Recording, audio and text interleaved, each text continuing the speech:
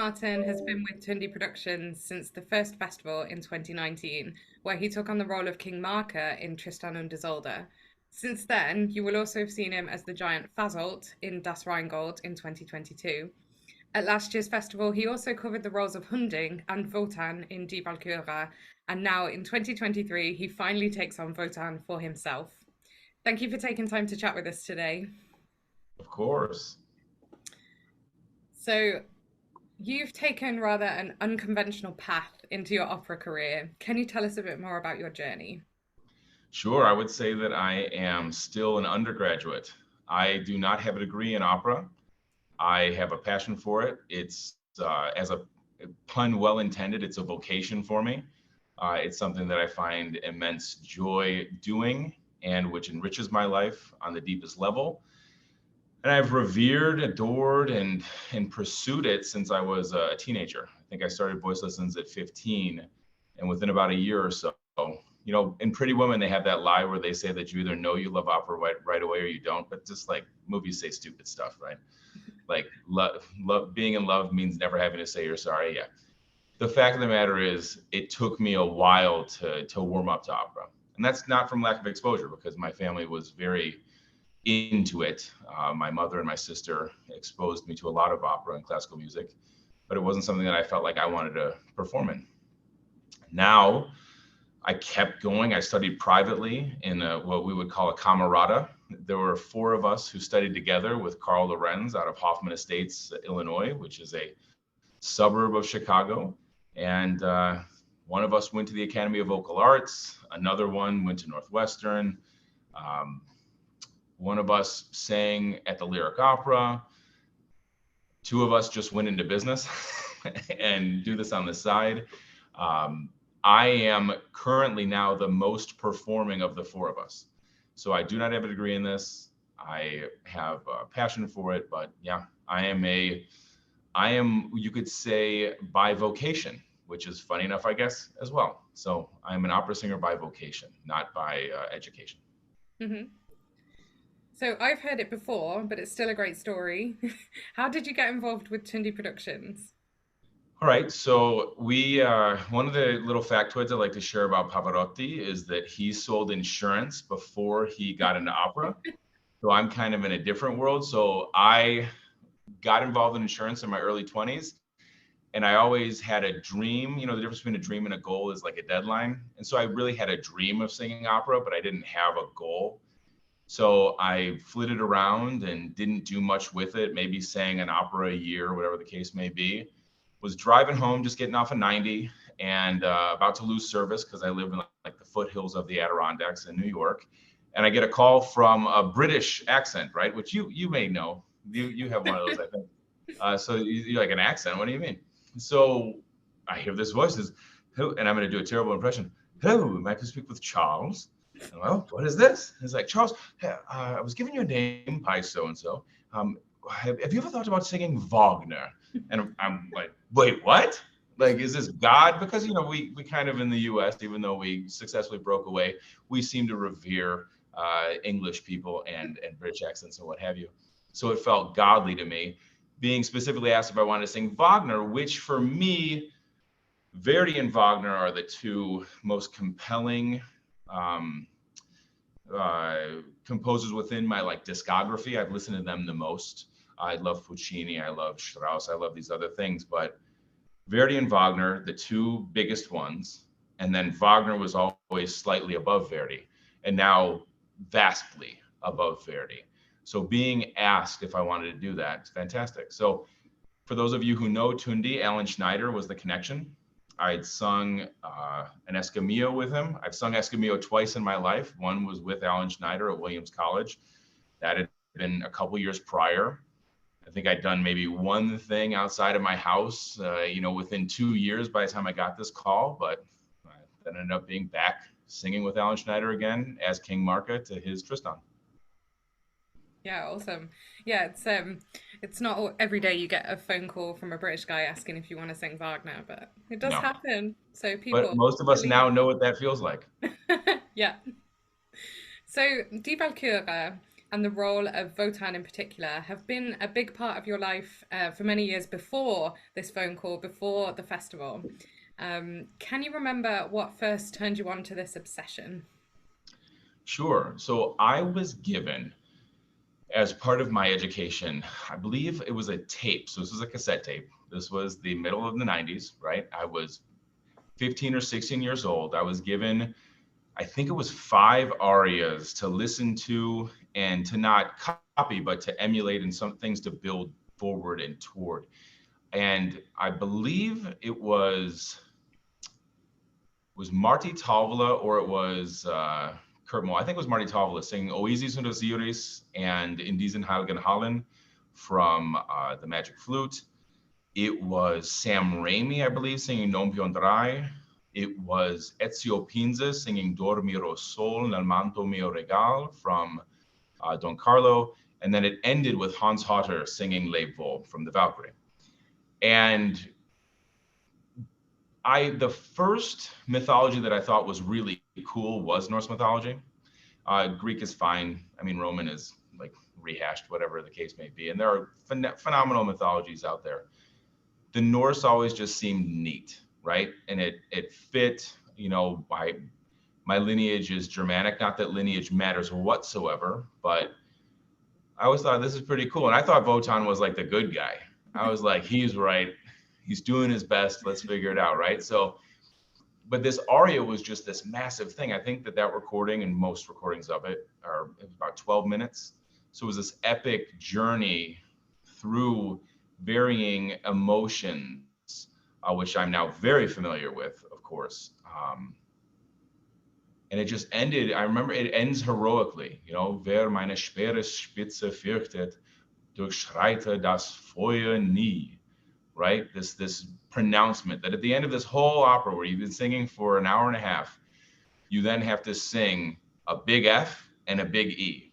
And so that was like athletically interesting to me. And it has to be imposing. Like he who is afraid of this spear's point will not pass through this fire. Never. Right? Like, That's pretty cool. So I remember there were thousands of reasons why this was compelling to me. And I actually have a tattoo of the Falknut, the knot of the fallen, which is Odin's symbol, 3 interwoven triangles on my arm, and I've had that since my mid-20s. Okay, so that was your first introduction to this character, but who is he now for you? So this is something that is dynamic and keeps changing, and growing and reverting and revolving. And I would say right now, the way I see Wotan is, I would say he truly is doing his best, and that he's a fallible God with the best of intentions when he's surrounded by the people he cares about, but then seems to spiral out into some very self-destructive or cosmically destructive actions when he's left to his own devices. Basically, the more tangled the web he weaves, the worse it is for him and for everyone else. But I think that he really is Wagner says in one of his letters that, and this is a pun in of itself, of course, is a jovial god, right? Because Jove is the Roman, Zeus is Odin, right? But that he's like earnest, like he's got a charm to him, and that we're supposed to believe him, right? So it's complicated, but I see myself in him, I see everyone in him, and I see someone who's trying to make the best of a fallen universe.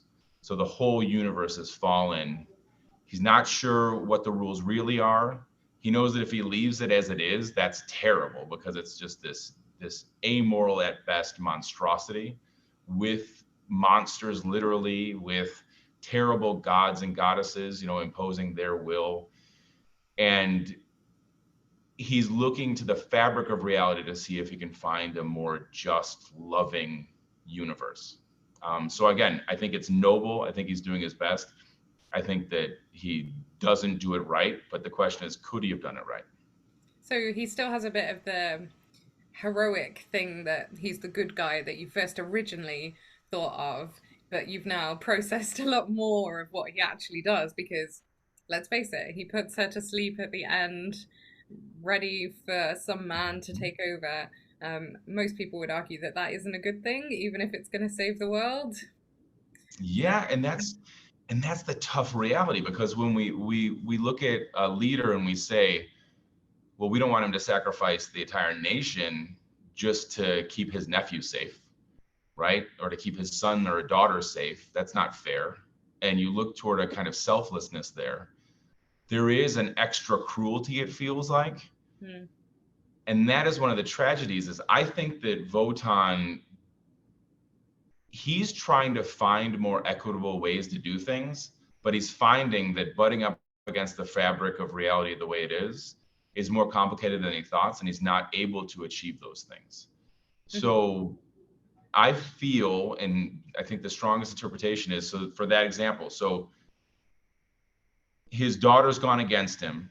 He needs to maintain his authority. He needs to evoke whatever justice needs to be done based on whatever, treaties are carved into the spear, where like the universal, agreements exist, and without that, it could unweave. We don't know if this is actually true, but seems to be a thing he believes. He Hmm. believes Erda, right? He believes Fricka. He doesn't agree with Fricka. He doesn't even agree with Erda. He thinks there's a way around it, right? But he says, okay, I think they know what they're talking about. I just need to be a little smarter than that. I'm just not going to go with the colors that are on the wall. I'll mix my own colors, right? I'll figure this out. But he butts up against this harsh reality to this universe, where whether it's based on the treaties he put in place before, whether it's based on the amoral elements that existed prior, that there are these echoes, rhymes, and terrible things out there, that it's actually the fact that he's not killing her is quite the nice thing to do.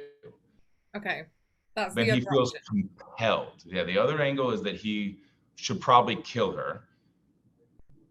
There's some kind of poetry to why he says, okay, you are now going to be taken over by a man. So is it out of his own, disdain? Is it him feeling like he's been wrong, so he's going to wrong back?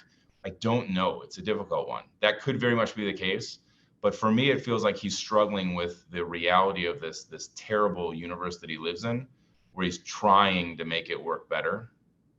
But I think by the end of Label, he realizes that this is pretty tragic and this Hmm. sucks. Yeah.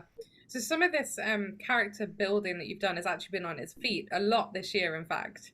As you've done so many bits of this opera and a few others, but so many bits of this opera in the production series, either as scenes or as in the adaptation Unshielded. What's it like really getting to grips with this role on its feet in so many different performances over such a period of time? I think the first one was January, so that's, you've been performing it all year essentially. Has that changed how he is for you? Has it changed things about the character, or is it mostly stuff about how you sing it that has changed? It's all changed, and it hasn't arrived anywhere, and I don't think it will ever arrive somewhere. Even listening to the various people who have portrayed Wotan in the past, there's life between each of the performances. There are different phrases that ring differently. Um, we are entitled to do a lot of experimenting with Tundi, Mm. and especially with just what you're talking about is the concert series Unshielded, which is a 3-person show. Yeah. Wotan, Brunhilde, and accompanist, right? So we have Hugh, who is there thunderously using the piano to the greatest degree it can be used as an orchestra, but with this primal authority and connection. We have Brynhilde, who is Jenna Ray, and then we have Wotan as me, right? So there are things that we can do based on a level of trust and flexibility that allows for a lot of experimentation, a lot of Mm. mistakes, a lot of breakthroughs, a lot of triumphs, but a lot of experimentation. And like a great example would be, there's a line where I talk about how I used my spear to shatter Notung, right? To Mhm. shatter the magic sword that Sigmund had, which led to his death. I'd always, up until actually, I don't think I have had the chance. I think I tried something on June 4th, which is the last time we performed this. We'll be performing this again in a handful of days. But that phrase before, and it's been used primarily, and I don't know of any recordings that do it differently. It's used as like this measure of his power. Like, you're talking about these things, but I was able to destroy it. You know, and the music a lot of times confirms that. I am now looking at it and figuring out how I can say that with extreme sorrow. Just this idea, and I had to destroy that sword, right? And yet I did that. I destroyed that sword, right? Because that's exactly that specifically led it to my son being killed. And I had to step out and do that. And it's been in his life for a long time. So this is the sword that he, we assume at some point, put into the tree from the story that we learn at the start of the opera. For those who aren't so familiar with the opera, so this sword has been in his life for a long time. He essentially gifted it as a way for this son to protect himself, and then he has to take it away. So it's a bigger journey than just destroying a weapon. And the sword is built up to be extremely powerful within the opera. So not only is it something of fate, which Wotan has stuck into the tree to be retrieved by Sigmund, in sort of a self-fulfilling prophecy, like, which ultimately it's central to Wotan realizing that he has gone against what Erda said, which is, don't help you, anyone that you've named, anyone that you've influenced, anyone that you've helped is not going to be able to go get the ring for you, right? It's just not in the cards. That's just not how fate will play out. Well, as you know, as you've sung Fricka, and you'll be covering Fricka for these performances in August, when she brings up the sword to Wotan, that's the big jarring moment. Das Schwert. He starts to realize, oh wait, that was a step way too far. I can't even talk myself out of that one. I stuck a sword into a tree. Then I basically chased him to go to there and pull the sword out. And now I'm in trouble with my wife because they just committed adultery and they're using the sword to defend them. Okay, yeah, this is an issue.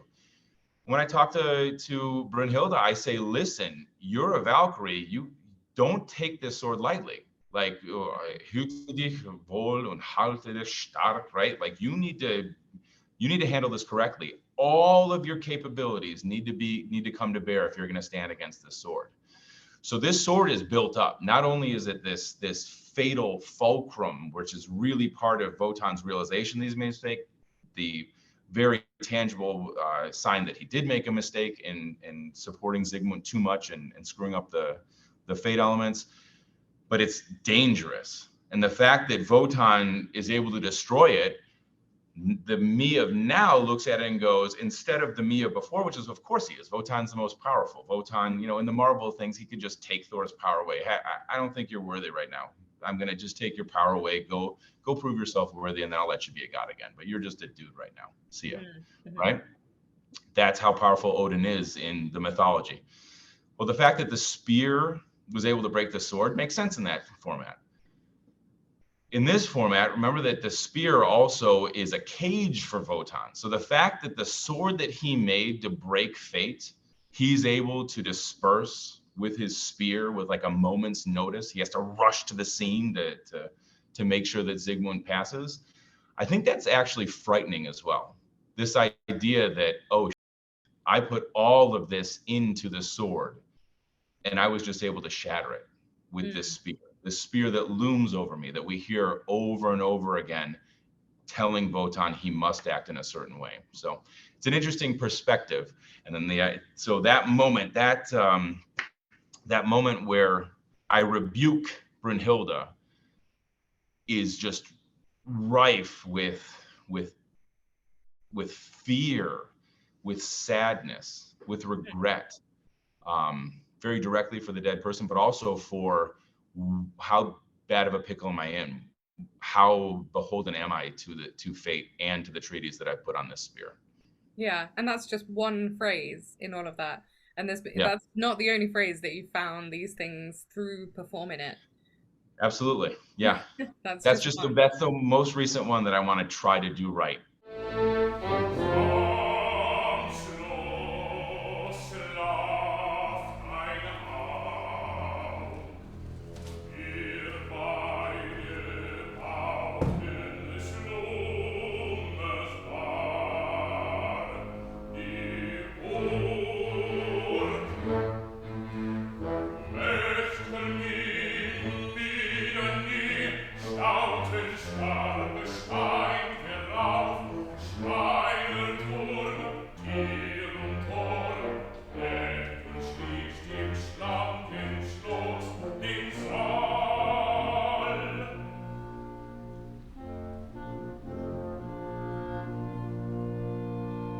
Dort steht, was wir ständen, schimmert hell bescheint der Tag. Sing nun ein, uns zahl den Lohn.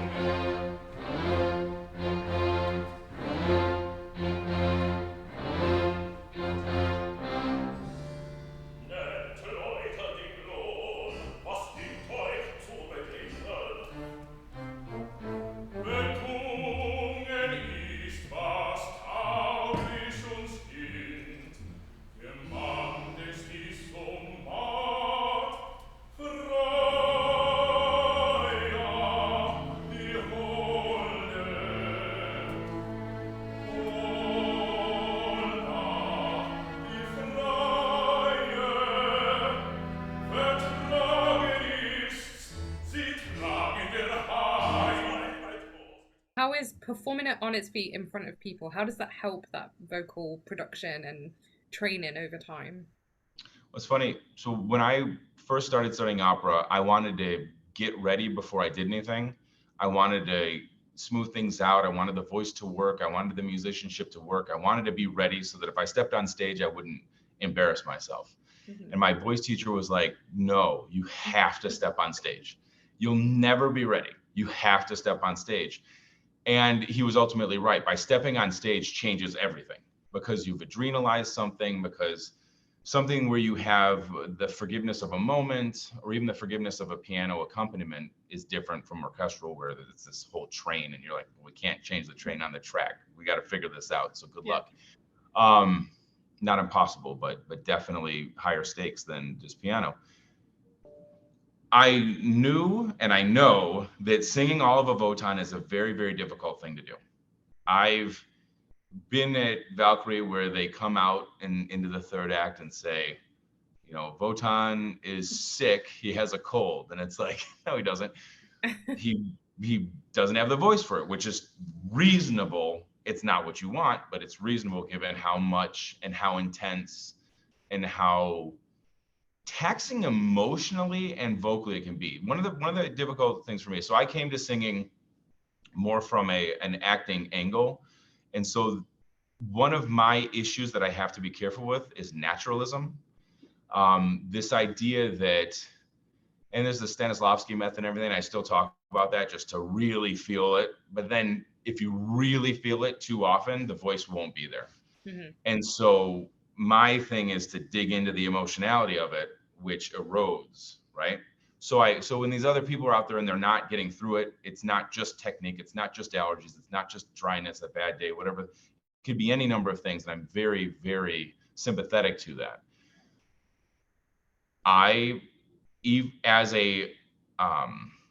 As a non-professional singer, as somebody who has a full-time job, a family, these other things that I'm pursuing, just the idea of having the stamina to sing for basically an hour and a half was daunting. Am I going to be able to do this? And at first I couldn't.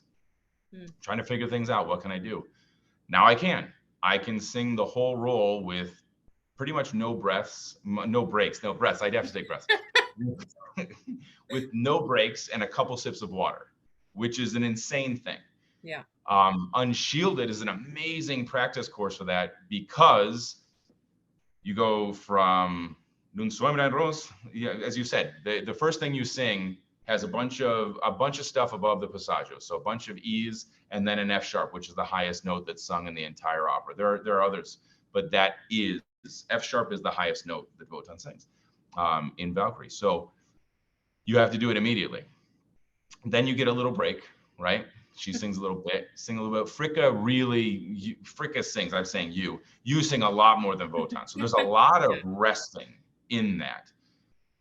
Not singing the Fricka duet is worse stamina-wise than singing it in order to get through the whole role, because there's so much that Fricka sings.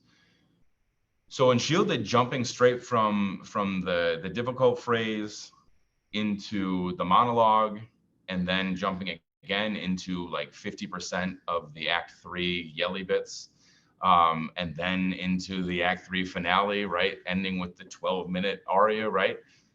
It's intense. But what's great about it is that it then says, okay, well, when we do the production, yes, there are going to be other things that are scary, but you're going to have 6 minutes of Fricka singing here. You're going to have an intermission, and then you're going to have the Ride of the Valkyrie, and then you're going to have this other scene and this other scene, right? There's so many things happen where as long as I make sure to stay cool, my voice can just regenerate and just be ready to go. So yeah, there's the process of singing these things. If I recall your question correctly, are we answering the question? Yeah. Of doing these Unshielded, right? But yeah, and doing it in performance with an audience there, because you have to keep going in a way. Yeah, they'll forgive you, but you have to keep going because you want to show the character and you want to tell the story. So it teaches you more than the practice room ever will. Especially we had a really cool one where Jenna Ray wasn't feeling well, so it was just Wotan. And then I would say some things about what was happening with her. Hume would say a few of her lines, just verbally say her lines. And so that was a great icebreaker. That was special in and of itself. Just like the one-man show, not one man because Hugh was there, of course, but one singer show. That was interesting. Yeah, Wotan solo. It's a whole different show. Which only I would actually want to sit through. So thinking back to last year, do you have any big memorable moments from the festival that really stuck in your mind? Is there anything that you want to share with everyone? It's tough. There's so many. I'll center on myself first, and then I'll talk about some things that stick out. So first off, you and I created quite a friendship and a collaboration, which is very valuable to me, as we both work on who we want to be as singers, as people to a degree, but mostly as singers, right? Growing in that capacity. Very important. That's vital. As a singer, I got to sing the Act 3 stuff with the full orchestra in a rehearsal. And that was just one of the greatest lessons of all time. It was stunning. Vocally, man, that was tough. Dramatically, and just the lessons that come out of that, it was so valuable. And having this little bootleg recording I have of me singing with the orchestra, right? Yeah. Awesome. One of the other, they're just little moments. Like I'll point out one moment. There are two massive moments. One was from rehearsal. So, well, there's so many things from rehearsal. Like just hearing James come out, because James had to step in and be like, "Oh, dude, this is gonna be nuts, right?" Yeah. Alan's phenomenal. I mean, that wouldn't have surprised me at all. But James walks out and he's just crushing it, and he's like, "Oh my god!" Yeah. So unknown to me, here comes this guy, and he's stepping in and he's crushing it. That was awesome. Kirk, I remember when he says, "What is he?" I'm forgetting Hunding's line, which I shouldn't. Where he just yells to Zygmunt to stop. I'm forgetting the words, but I think it's E flats or something. But he was against the wall on the side of the opera house, on the side of the theater. So, and this big bass sound comes on, like, "Ooh," right? It was just like, that's a moment. And then the biggest moment that we get, because of the way that the Valkyrie are handled, is that we basically have twice as many Valkyrie. And the show becomes this massive surround soundy Valkyrie thing. And it's like rock concert level of sound.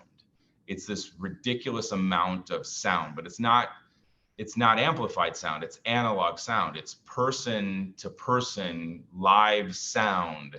And so that's just moving. And it's moving in like the way of like childbirth or a landscape or something. There's just something, it draws a sob from the throat, right? Yeah, the physical It's really, vibration of it. yeah, it's exultant. It's Yeah. really neat. So Yeah. those are the things I would say. Awesome. Yeah, that moment of Kirk's is the one where he's up on the side on the stairs. I think it's Mhm. that moment. Yes, because he's right Yeah. against the wall. So all it Yeah. is passaggio, upper passaggio, just which is where the voice can just go, and then the Yeah. wall's right behind it, so it's getting pushed straight out with it. It was Yeah. just, yeah, there's some fun things that happen in the latches. And you don't get that. So the videos are available on YouTube, but you don't actually get the sensation of that and quite how big it is from those videos. Yeah. And the same with the Valkyrie moment. I've said it before. That's another moment that people have mentioned in these interviews. I've said it before. You just don't get the same experience Yeah. because it's not 360 the same as it is, and there's only so much that the audio equipment can record. It's really good, and it's a really good representation of what you hear, but it's not the same. It's not that like sensation actually in your body. Of your whole body is vibrating with the sound. But yeah, some good moments there. I've asked everyone else this, so I have to ask you as well. We jump in the car with you for a road trip. What's on the soundtrack? Is it all opera and classical? Is it all Hans Hotter, or does some people get a look in at some other things? Right now, it's back to Hans Hotter. It was George London for a month or so. But it is like all Wotan, except I had to sing, as you know, I had to sing Johanna on and Dutchman just in concert stuff. So like yesterday, it accidentally advanced to Dutchman instead of still being just Wotan. But it's pretty much right now it's just Wotan, and then rewind and then so. But in general, I listen to books more so than anything. So the music, I'm a fan of anything good. And as I said, I revere opera, but I'm not an aficionado to the point where I pretend that things that aren't good are good. I'm not saying that people do that, but you know what I mean? Where you're so into it, you're like, oh, I like everything lemon. And you're like, well, then you have to like those lemon biscuits. This doesn't make any sense. You can just like the few things. But anything that's at the top of its game. So, and even like gross artists who are like bad humans, like Travis Scott, like listening to the things that, because he, you know, innovated with auto tune, which is like the death of analog singing. It's like the worst thing ever, but it's just another instrument, right? At least I tell myself that.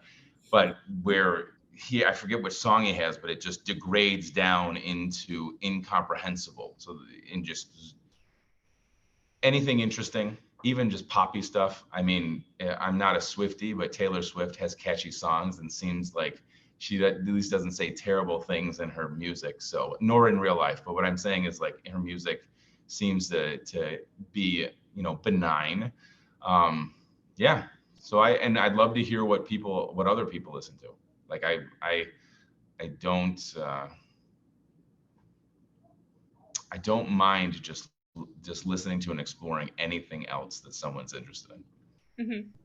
What kind of books, if you're listening to an audio book, what's your pick? Oh, it's so nerdy. So this is it's holding up the laptop, so I can't do it. So first off, tons, this is embarrassing, World of Warcraft books, Star Wars books, but then also like business books. So right now I'm listening to, and I have it down here, but I don't want to screw up the camera, Extreme Ownership by Jocko Willink and Leif Babin.